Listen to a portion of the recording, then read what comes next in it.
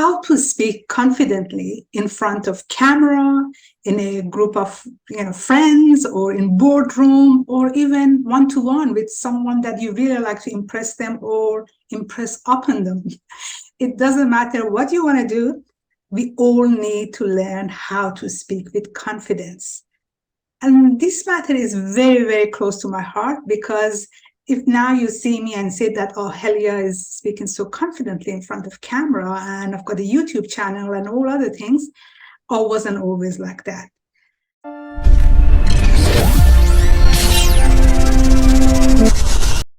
So it was just actually about 4 years ago that I started this personal challenge to step up outside my comfort zone, and I wanted to learn how to speak in front of camera. And I was so lucky because, when they say, when the right time comes, or when the student is ready, the teacher will arrive. That was that moment for me. So I attended a seminar, a workshop, where my today's beautiful guest, she was running that workshop. And I learned most of the tricks from her in that session. So without further ado, I would like to introduce my guest today, and she's Wendy Corner. She's a holistic speaker coach. Hello, Wendy. Thank you very much for coming to our show. Is it really 4 years, Helia? Yes. Where's the time gone? I know. Well, I think COVID has taken at least 2 years off. So that's true. That's true. 2 years after COVID. We tend to forget that there was sort of BC and exactly. COVID and after COVID. Yes. Absolutely. Yeah, thank you so much for being here. I know you are a very busy lady, but to me, that was amazing. That only one workshop I attended, and yes, that's it. After that, nobody could take me away from my camera. Well, I seem to remember the title was something like "How to Kill Your Facebook Live Without Murdering It." Yes. It was a very catchy. So, yeah. And I'm yet to do a lot of live. I still haven't taken that, steps to do the live video, but I'm getting there. But for me, this is live. Yeah, well, it is live, but at the same time, my audience are not watching it live. Okay, I'm with you. So it gets recorded, and it's still I got time to delete here, delete there, or redo the whole lot.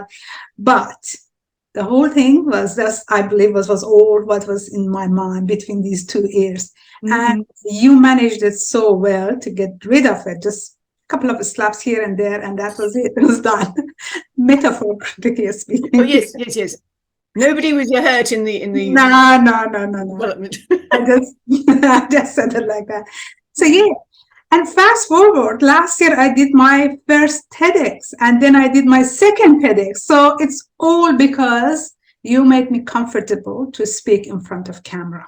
So please tell me more about how the process is. Of course, without going through the details, it's just how people or my audience can find out, can they really do it for themselves or not? Sure. Well, I have to say, first off, congratulations on 2 TEDx's. And actually, you've beaten me to it. I haven't got on the red spot myself yet. Okay. But that's down to COVID again. But hey, yeah. We'll leave the bug that shall not be named out of us. Yeah. Okay, how do we get comfortable with being in front of a camera? Well, the first thing is knowing where it is, which is a big deal. Because how many of us have got phones and forget that the camera's up here and not here where the face is? And that can be a bit of a tricky one, because, again, how many of you have seen lives where the person's been insisting on looking over here and you get a lovely view of the side of their face and you go, "Did come back?" I love it. Eye contact is so important, isn't it? Particularly in our culture. I know there are some cultures that you reach out to, Helia, where it's not the same.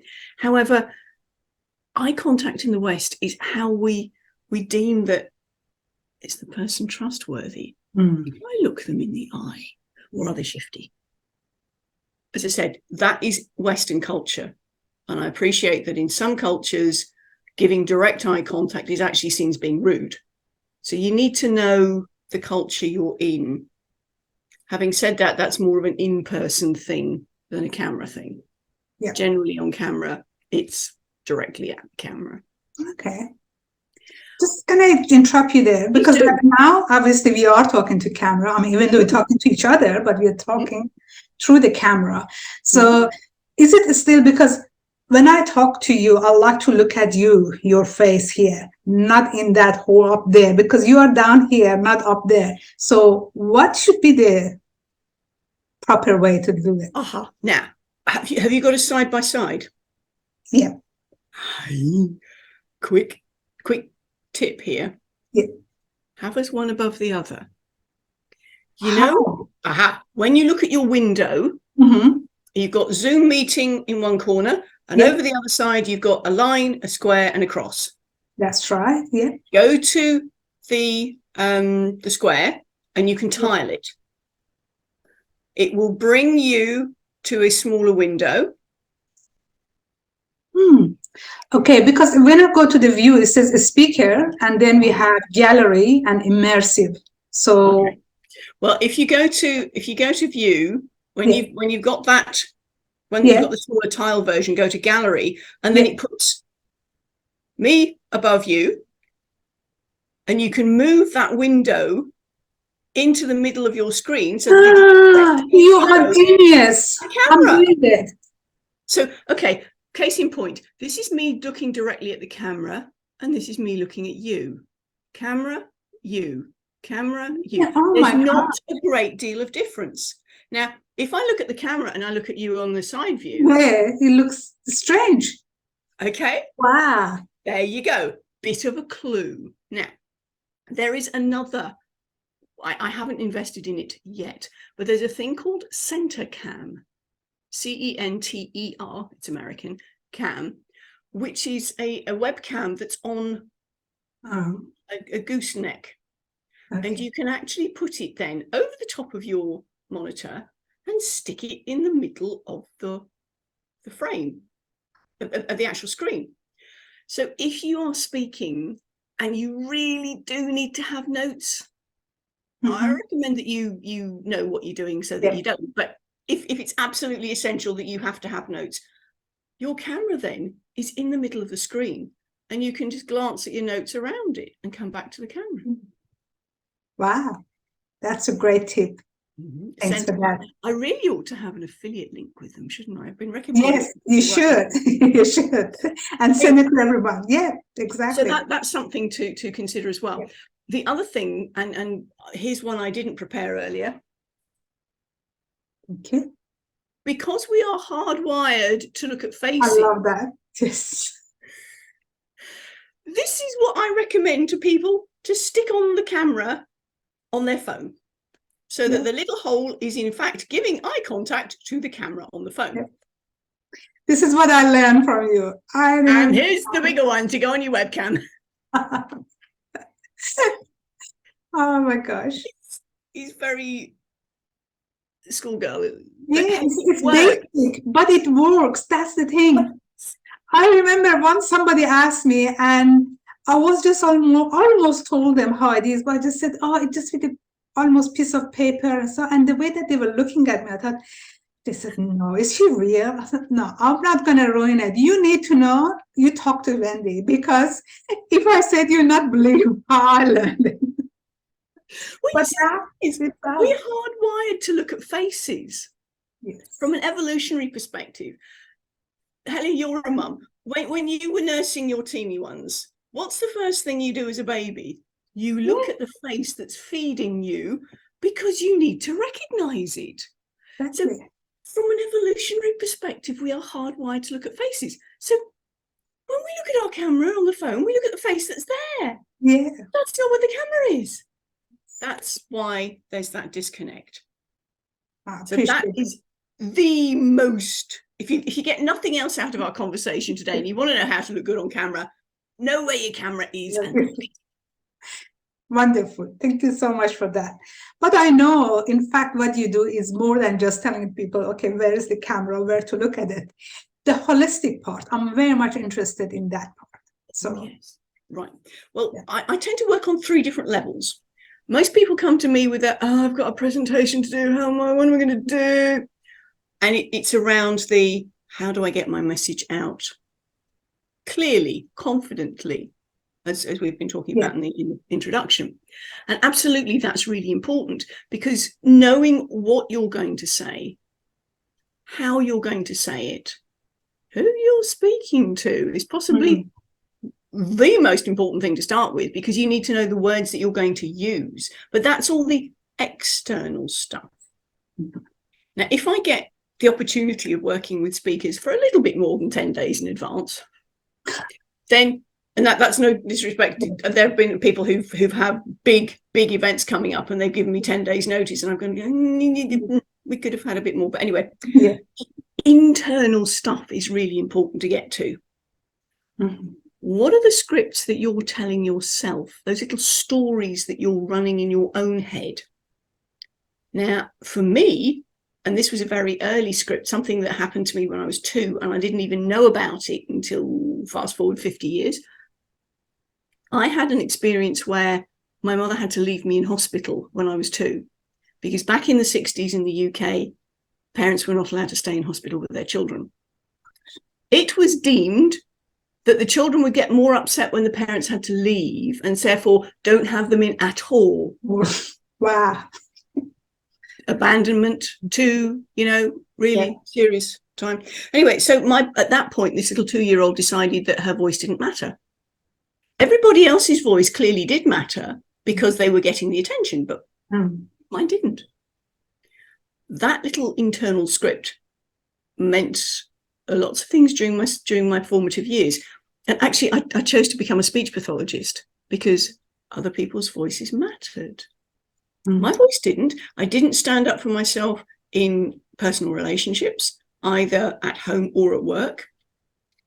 And it was only when it was uncovered years later that my coach said, Wendy, you're still running that same script. You're working with speakers to put them on stage because their voice matters. What about yours?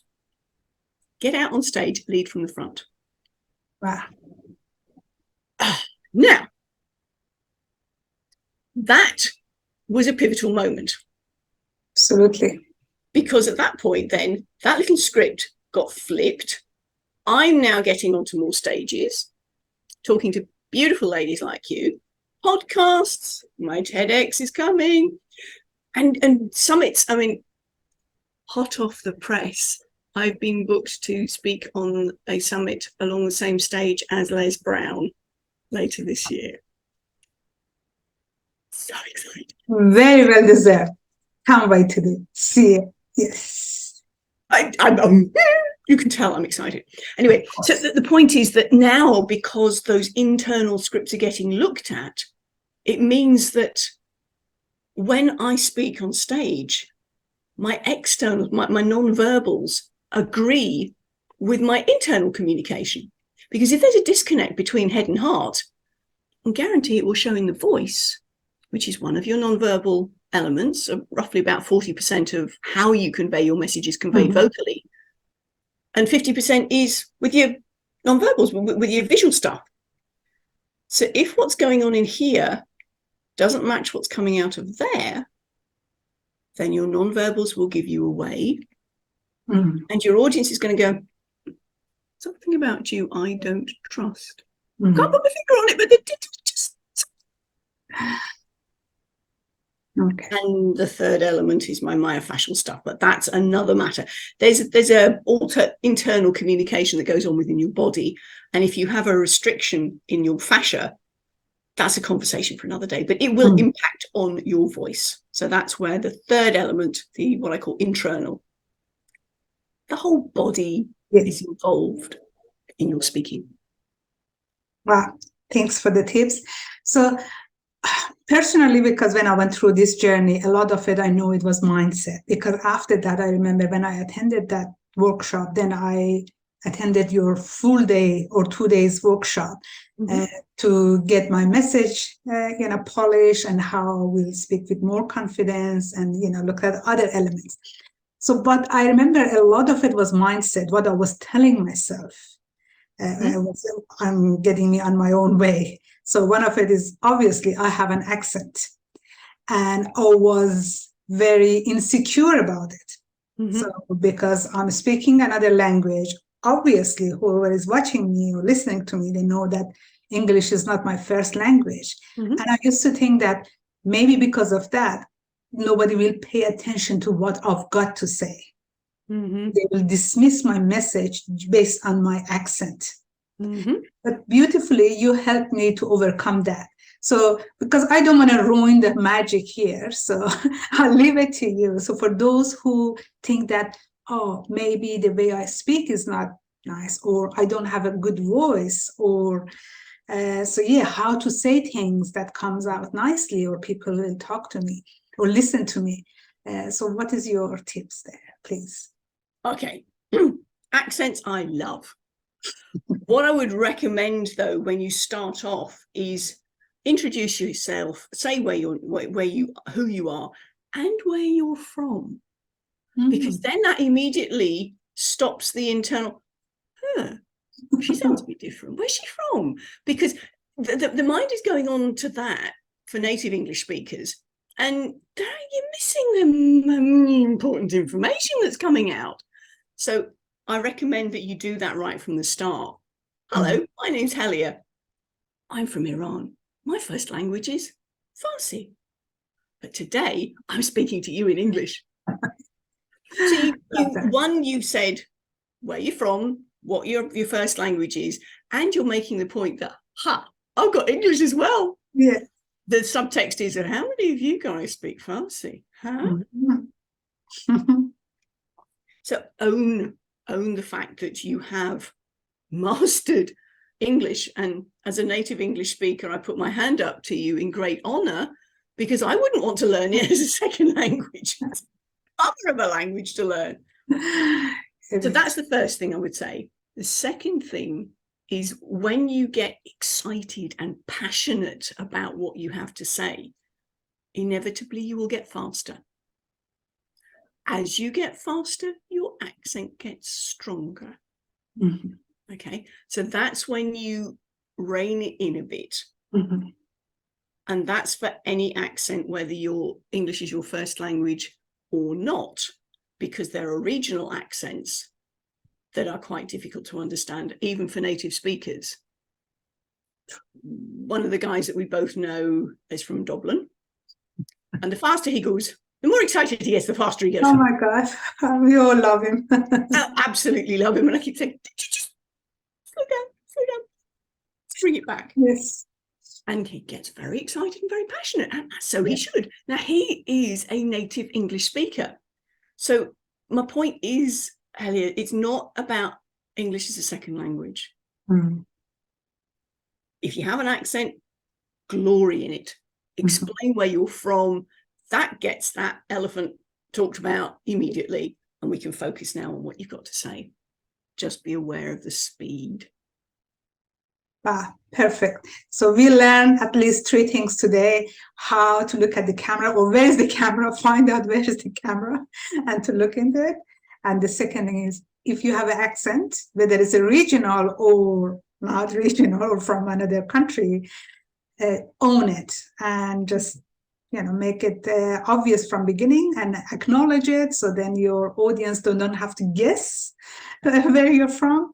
And the third one was speed. When you get excited about what you're saying, you get passionate, we inevitably get faster. Yes. At that point, just bring it back in a minute. At that point, watch your audience. If you see the looks of then you realize you're losing them. Drop back a bit. Exactly. Absolutely. Well, of course, that is it's a great tip, especially when you are standing in a room and looking at them, and you can read your audience and then slow down. or have someone like you in the audience to say that he's like a composer, to say, yeah. I remember in one of my workshops, you did that for me. Yeah, just come back. But how about in front of camera? Because nobody's sitting there. Exactly. If you're on a Zoom call and you have got access to the gallery, yes, you're looking at the camera, but just in the same way that if you were to stare at somebody, it gets uncomfortable. You're not going to be looking at the camera rigidly all the time. You can flick around, you can check in. And as you get used to having sort of Zoom etiquette, or netiquette as I call it, you've got the opportunity of quickly flicking around. Some people will be more obvious with their expressions. Some people are a bit more subtle. Now, the more subtle ones, fair enough. Some people go as far as picking up their phone and oh boy, they're not even trying to mask the fact that you've lost them. Yeah. That's very unlikely to happen to you because you're going to be engaging. Be aware of your speed. That's the main thing. If you feel as though maybe I am going a little bit fast, then slow it down generally. If you're practicing, there's a really good website. It's an AI, a bot thing that you can upload your videos onto, and it will give you the average speed. Oh wow. I've used this with clients when we're giving feedback and they've looked at me and went, 132 words a minute. I said, no, I did not count them. Yeah, not sit there with a stopwatch, honestly. That's good. But it'll give you an indication, and you can see the speed. And some people naturally speak faster, and some people naturally speak slower, and that's fine. It's finding that happy medium with who your audience is. Perfect. If any of your audience, or you're speaking to anybody from the deep south in the States, they tend to speak a bit slower anyway, and you can afford to keep it really slow. Wow. I yes, exactly. Alternatively, a New Yorker from the north will be, oh, okay. So there are natural variations even within a country. Amazing. Thank you so much for that. And now the most important part, of course, I know that you are a TEDx trainer. And I'm sure a lot of my audience would love to know more about that, because they already reached out to me and said, you've done TEDx? How come? And I said, well, yeah, actually it was easy. Look, the way when it's done, of course, when you look back, it's easy. But of course, they need a coach. They need a help to get there. So how could you could help them to get trained for the TEDx, and how my audience can reach out to you? Sure. If TEDx is what you really want to do, bear in mind that TEDx is maybe not the ultimate stage for you. The way I describe it is, you are the Uber driver. Where does your message need to go? The reason I mention this is because we've had some speakers on Your Words Have Power last year who have gone on to speak in front of Parliament. We've had one of the speakers who, not only our Parliament, she was actually speaking in Cairo to the Egyptian government on the need to design cities that were inclusive for people of all ages and abilities from an accessibility perspective. That girl needs to get to the UN. So this is what I'm saying. TEDx is maybe not your ultimate goal. Where does your message need to go? That's the primary thing to consider. I'm working now with some of the TEDx team speakers that I've worked with, to get, okay, what's the next stage? Yes, you've done your TEDx, and now where? Yeah. There's a where? Yeah. Me too. Where? Yeah, there's a where. So again, it's where does your message need to go? But in terms of getting ready for TEDx, ideas worth sharing. That's the tagline for TEDx. So it's, what are you bringing to the table that's new? Mm-hmm. Very rarely is there anything absolutely new. So it may well be that you've got a twist on something that's already existing. So you're bringing a different focus to it. Or you could be downright controversial and quote somebody else and say, well, they're wrong. Okay. Mm-hmm. I mean, Copernicus, take him for example. He was saying the earth is not flat, it's round. Now, that was literally treated as heresy back in the day, and he was excommunicated and all that jazz. But the point was, if he'd stood up and said that at a TEDx, wow, would he have got attention? Mm-hmm. Yeah. So you can be very controversial as long as you've got something to back it up with. Mm-hmm. TEDx loves to have stats, loves to have figures, which they will fact check. So have some data behind you, have something new to say or a twist on what's already existing. Have a look and see what research the TEDx is. You can get onto the TED site and type in, if you like, keywords about topics, your main topic. Type it in, see what's already there. Because what you got to say may already have been done to death, in which case you ain't going to get on. Mm-hmm. But go and have a look, do your research, do your homework.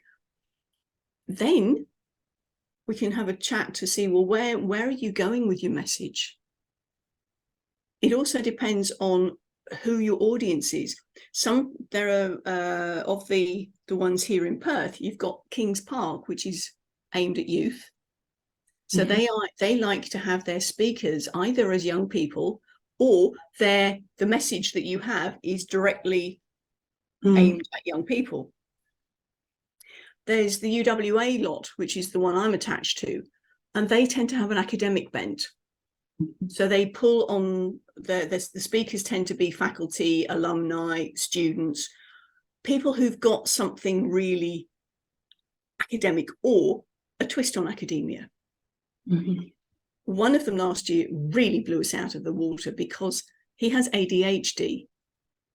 And he was talking about how ADHD is his superpower to freestyle rap. Wow. Wow. I know. He actually had the TEDx team and some of the speaker team in the front, and he didn't know what they were going to bring, but they were armed with objects, and he on the spot rapped about those objects. Wow.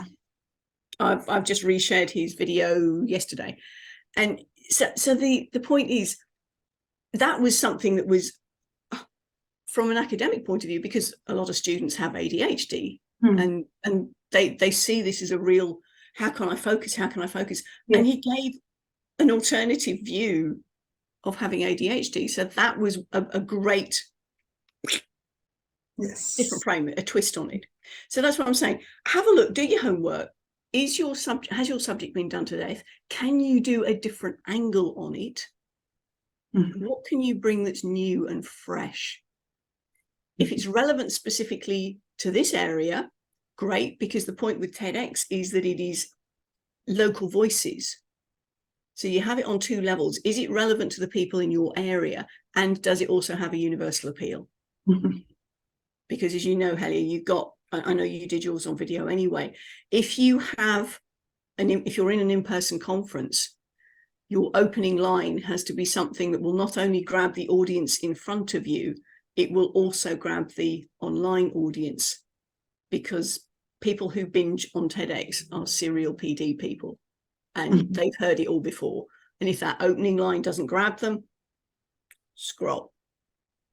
Okay. So those are the things that I would really get working on, and then we can look at your application.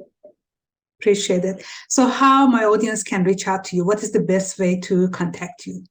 Okay, well, we'll stick it in the show notes, but I actually have a Linktree link, which is probably the easiest thing. There's only one place to go to, and you can pick up all the different ways of getting hold of me, including my book that I've recently dropped, but that's another matter entirely. But again, there's links to that.